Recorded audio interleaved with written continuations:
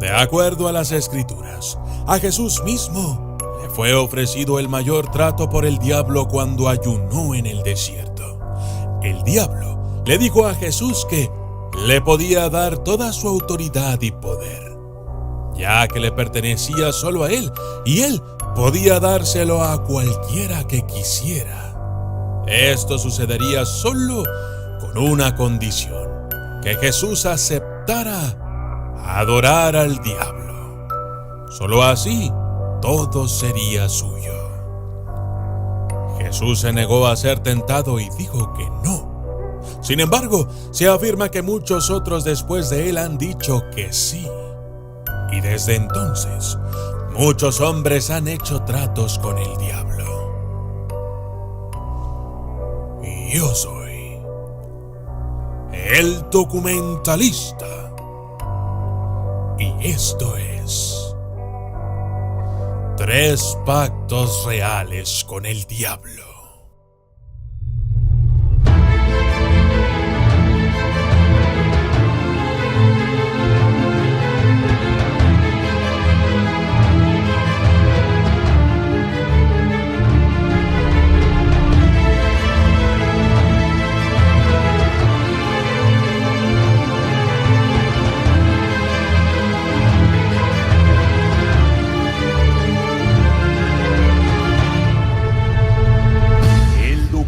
Lista. Número 1. El Papa Silvestre II, Gerbert de Aurillac.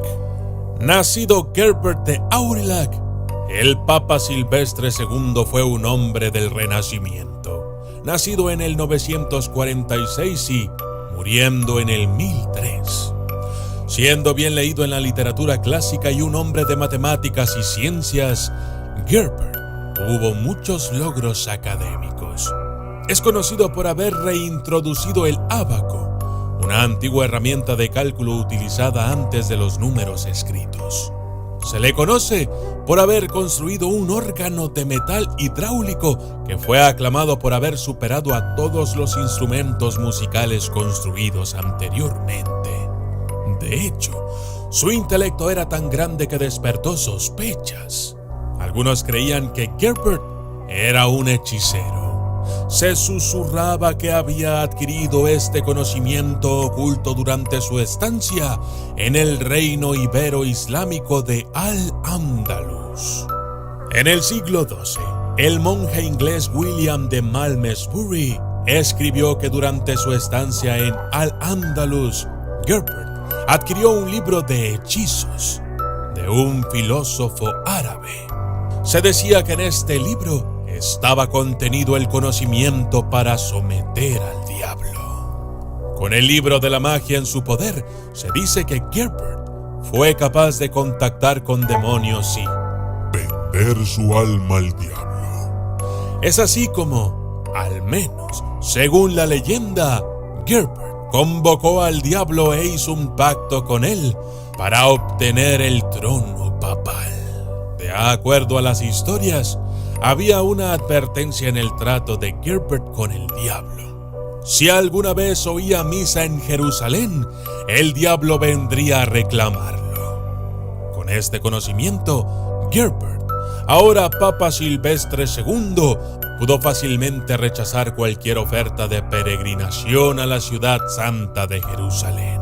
Sin embargo, un hombre de la sabiduría del Papa Silvestre debería haber sabido que un trato con el diablo nunca es tan fácil de negociar. Un día, al escuchar la misa en una iglesia de Roma, se enteró demasiado tarde de que a aquella celebración se le llamó la Santa Cruz de Jerusalén. Supo que estaba condenado y poco después cayó mortalmente enfermo de una manera misteriosa. En otra versión de la leyenda, el diablo vino por el Papa Silvestre en persona, acompañado por una horda de demonios. El caprichoso Papa encontró un final espeluznante frente a toda la congregación, con los siervos de Satanás arrancándole los ojos para jugar con ellos.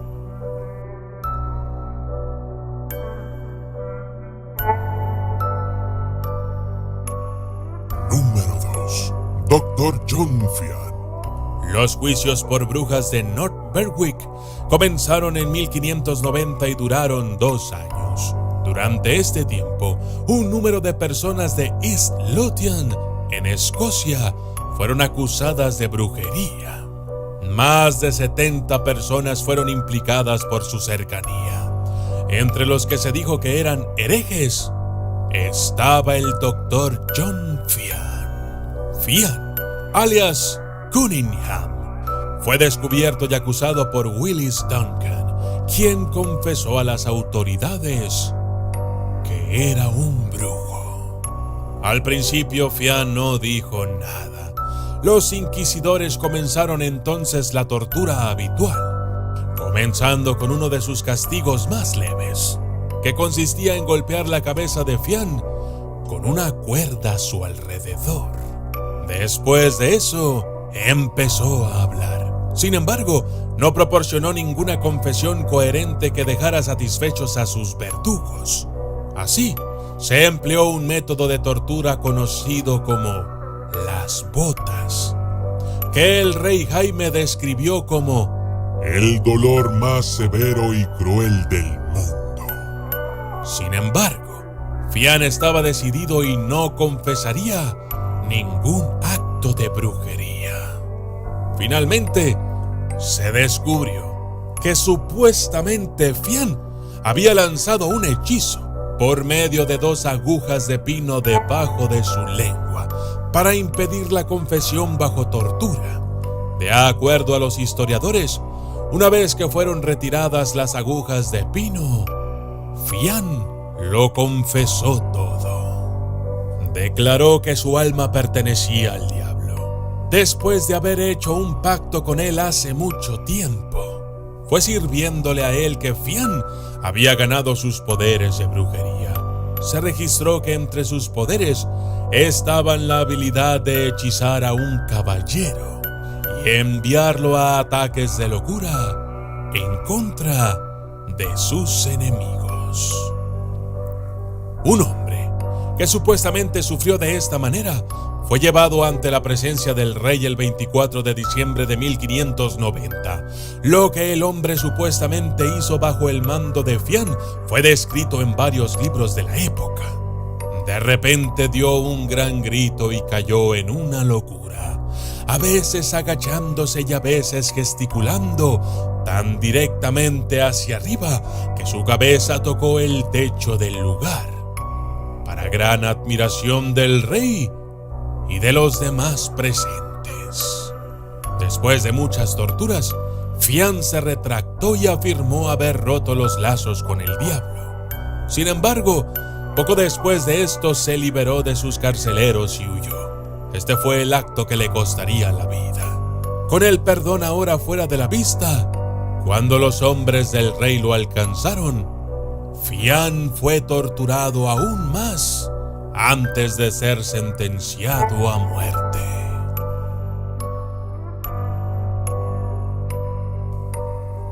Número 3. Christoph Heisman.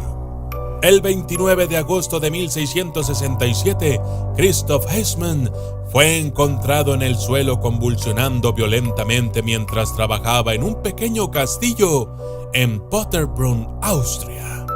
Las autoridades lo llevaron para interrogarlo, creyendo inicialmente que estaba embrujado y que él mismo era posiblemente un necromante. Sin embargo, Heisman afirmó que no estaba embrujado, sino que había hecho un trato con el diablo y que ahora estaba poseído demoníacamente. Heisman explicó que hace 9 años se le había aparecido el diablo cuando era un pintor empobrecido. El diablo se mostró ante él y, viendo su condición de pobreza y necesidad, le propuso un trato, ofreciéndole dinero, poder y mujeres. Pero a Heisman no le importaba nada de eso. En cambio, le dijo al diablo que solo podría aceptar el trato si curaba su depresión. la cual había sufrido desde la reciente pérdida de su padre. Se supone que entonces se firmaron dos pactos entre él y el diablo, uno con tinta y el otro con sangre. Iceman se comprometió en esos acuerdos a entregarse en cuerpo y alma al diablo dentro de 9 años, el 24 de septiembre. En el momento de su arresto solo faltaban unas pocas semanas, cuando el sacerdote católico local, Leopold Brown, escuchó la historia de Iceman, se apiadó de él, describiéndolo como un hombre miserable. El sacerdote escribió a la abadía de Mariazell y les pidió que le ayudaran. A su debido tiempo aceptaron a Iceman y los monjes comenzaron a realizar exorcismos severos en él.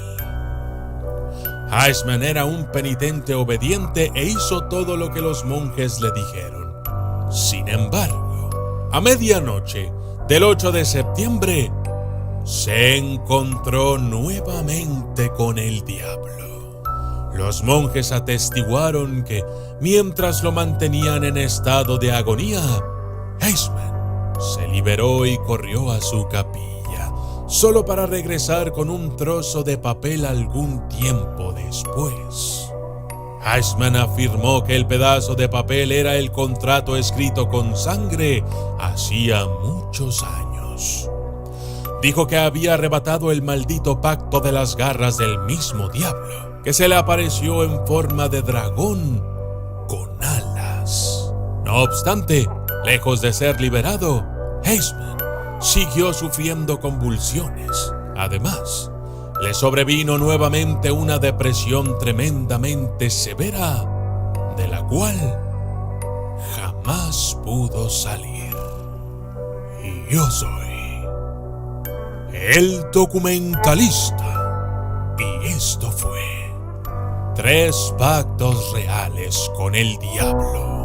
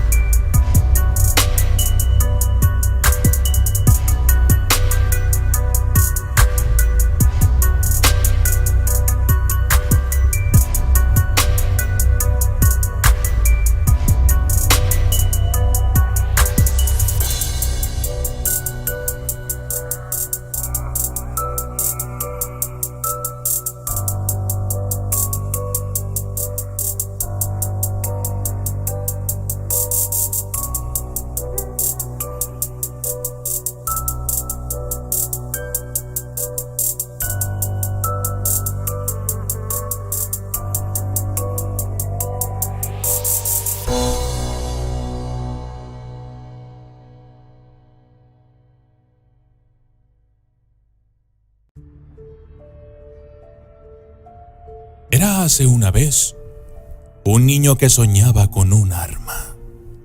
Acurrucado en el silencio, el niño hablaba consigo mismo. Si tuviera un arma, ella aún me cantaría todas las noches. Si tuviera un arma, ella me seguiría dando un beso antes de dormir. Si tuviera un arma, no habría tenido que enterrarla. Si tuviera un arma, él no la habría golpeado hasta la muerte. Si tuviera un arma, él se habría largado, dejándonos en paz. Si tuviera un arma, él no metería mujeres a esta casa. Si tuviera un arma, él no me golpearía cuando está borracho. Si tuviera un arma, podría jugar en el patio. Si tuviera un arma, él no me encerraría en mi habitación. Si tuviera un arma, borraría esa sonrisa de su cara. Si tuviera un arma, mi espalda no tendría las marcas de su cinturón. Si tuviera un arma, él escucharía lo que tengo que decir. Si tuviera un arma, demostraría que él también sangra. El niño huyó siguiendo las luces de otra ciudad, y los años pasaron como un desfile de pésimo gusto. Los retoños tarde o temprano, se convierten en árboles. Y las víctimas, tarde o temprano, se convierten en villanos. Érase una vez un hombre que consiguió un arma. Y yo soy el documentalista. Y esto fue el nacimiento de un monstruo. Un agradecimiento especial para Santiago Pedraza, autor original de esta historia.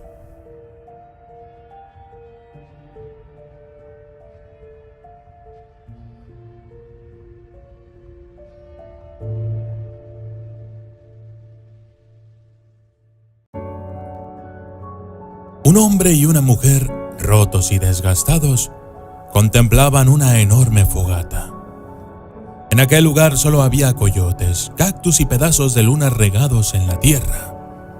Detrás de ellos se dibujaba una cabaña, la cual serviría de refugio hasta que la madrugada se muriera. La mujer, con las pupilas fijas en las llamas, dejó que el pasado viniera por ella. Los recuerdos de una hija que no alcanzó a cumplir los 7 años le volcaron la cabeza. La muerte le había robado sus risitas y el amoroso calor de sus besos sorpresa.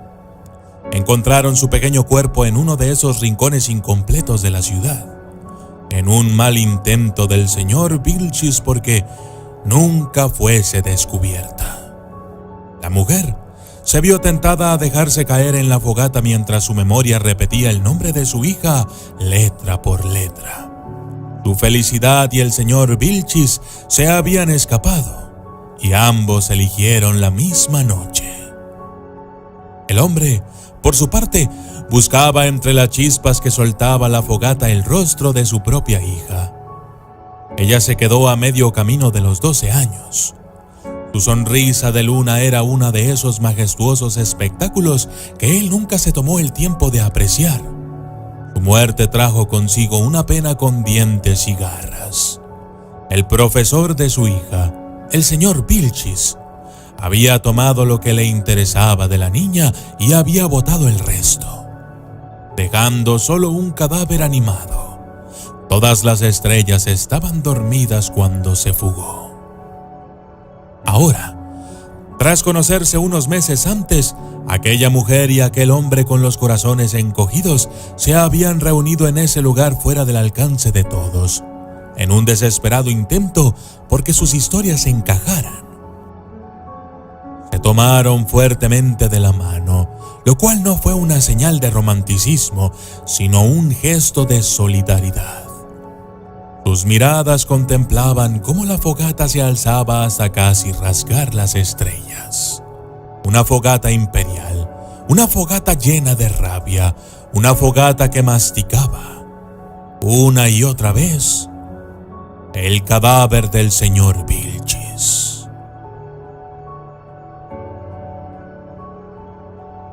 Y yo soy el documentalista. Y esto fue la fogata que tocaba las estrellas. Un agradecimiento especial a Santiago Pedraza, autor original de esta historia.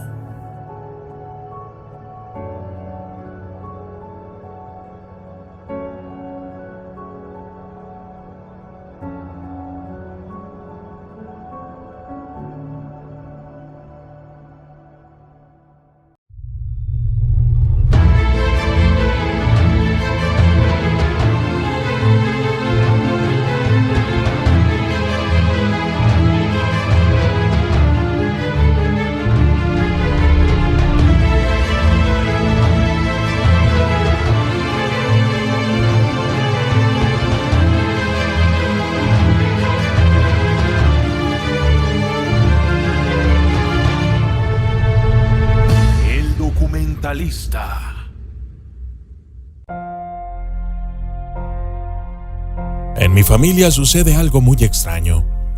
Cualquier miembro que llegue a la vejez siempre ruega porque su vida termine lo más pronto posible. Las causas de la muerte son siempre enfermedades hereditarias, cáncer, anemia, diabetes e incluso enfermedades mentales. Mi abuelo no estuvo exento de esto. Él pasó la mayoría de los últimos días en agonía. Recuerdo que por las noches lo escuchábamos despertar gritando el nombre de su hermano. ¡Tonino! ¡Tonino! ¡Ya! Aquellas noches eran para mí muy desagradables. Siempre que esto ocurría no podía dejar de pensar en mi futuro. Me pregunto si realmente quisiera tener una vida larga. En fin. Cuando mi abuelo despertaba por las noches, le era muy difícil volver a dormir. Así es que parece que desarrolló un hábito: la escritura. Mantenía un diario en secreto, en el cual escribía sus sueños, sus sentimientos, pensamientos y angustias. El diario fue encontrado solo algunos días después de que él falleció. En él se podían leer cosas extrañas. La mayoría tenían que ver con sueños en donde veía fantasmas de personas o familiares muertos, espíritus que lo atormentaban cada noche. El terror constante de no saber lo que le ocurría. Por ejemplo, el sábado 7 de marzo del 2015 escribió: hoy volvió. No se va de mí. Está aferrado a mi cuerpo y alma. Es una agonía verle y no poder abrazarlo. La habitación todo el tiempo está fría. Me siento como un muerto andante, excepto que este muerto sigue teniendo conciencia. El domingo 15 de marzo del mismo año escribió: no sé si es de día o de noche. Como no puedo caminar, no puedo acercarme para abrir las ventanas. Se siente horrible. Mis hijas me traen la comida y me la dan. Lo único que puedo hacer es dormir y escribir. He notado que mi vista poco a poco se torna borrosa. Mis oídos ya no escuchan igual que antes. He perdido el sentido de la vida. Quiero morirme ya. Quiero morir como mi padre, rajándome el cuello. Pero aquí no hay nada filoso.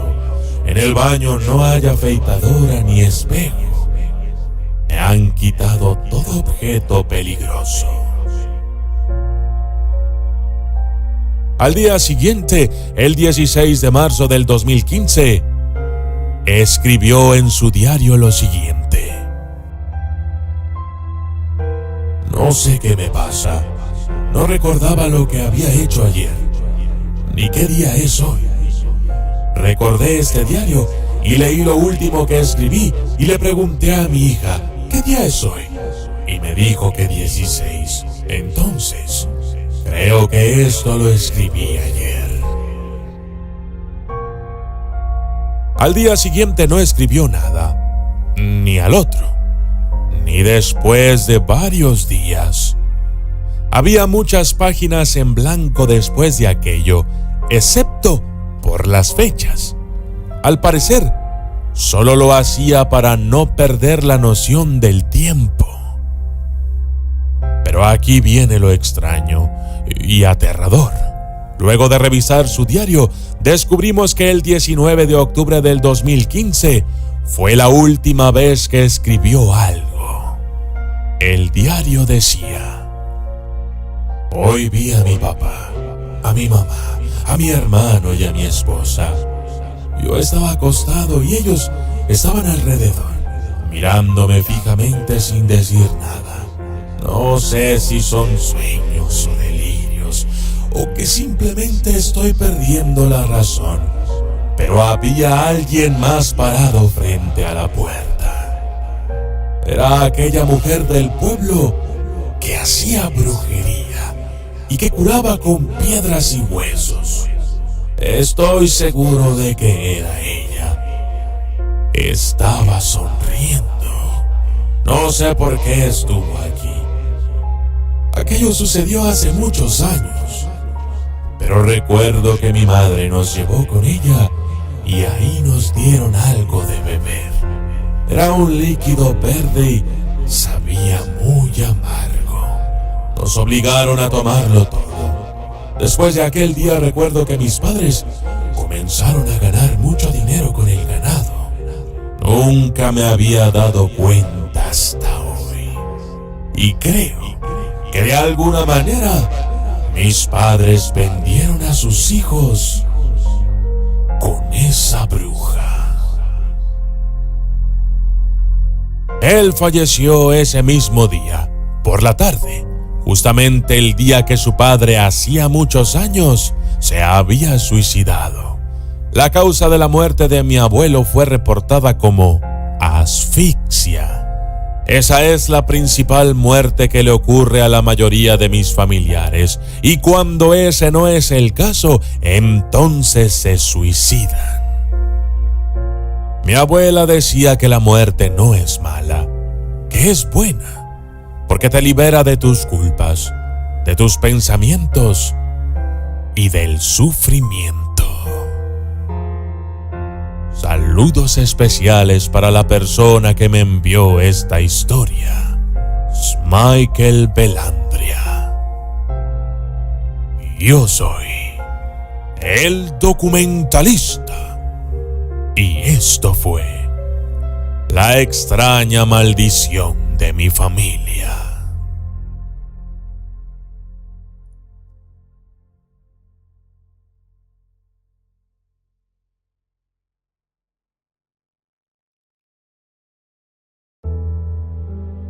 En una popular barriada de Málaga, en España, hay un hospital abandonado desde hace unos 50 años aproximadamente.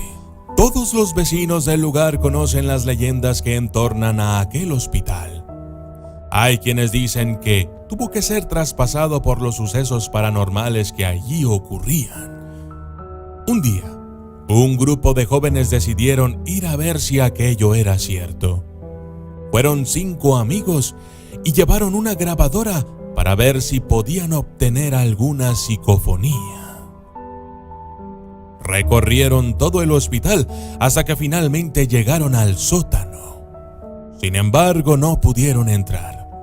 En la puerta se encontraba un letrero que decía: no entrar, no abrir, retírese de este lugar. En la puerta había también un gran candado asegurando la puerta. La entrada del candado por donde entraba la llave estaba sellada con soldadura a modo de que ningún cerrajero pudiera abrirla. Además, alrededor de la puerta había trancas de madera y una de metal. No se sabe por qué la puerta estaba así, pero por alguna razón todos comenzaron a sentirse incómodos. Tenían un mal presentimiento. Rápidamente tomaron sus cosas y salieron a toda prisa del lugar. Cuando llegaron a casa de uno de ellos, se dispusieron a escuchar el audio que lograron captar durante el recorrido, y justo en el momento en que estaban frente a la puerta de aquel sótano, en la psicofonía, obtuvieron unas misteriosas voces que aparentemente rezaban. Algunas más se apreciaban como lamentos. Y tiempo más tarde, otra voz decía que se marcharan de allí. Esta es la grabación.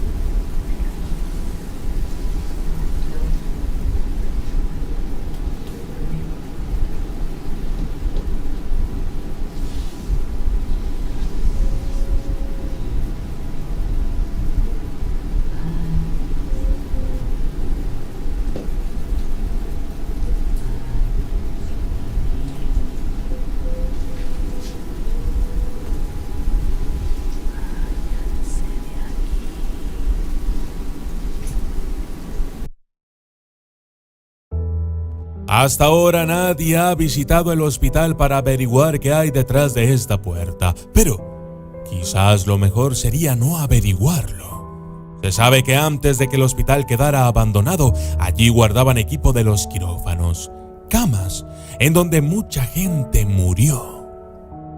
¿Podríamos estar hablando de fantasmas de la gente que murió en el hospital? ¿Quién sabe? Algún día, con suerte, lo sabremos. Yo soy el documentalista y esto fue el hospital abandonado. Gracias y hasta la próxima.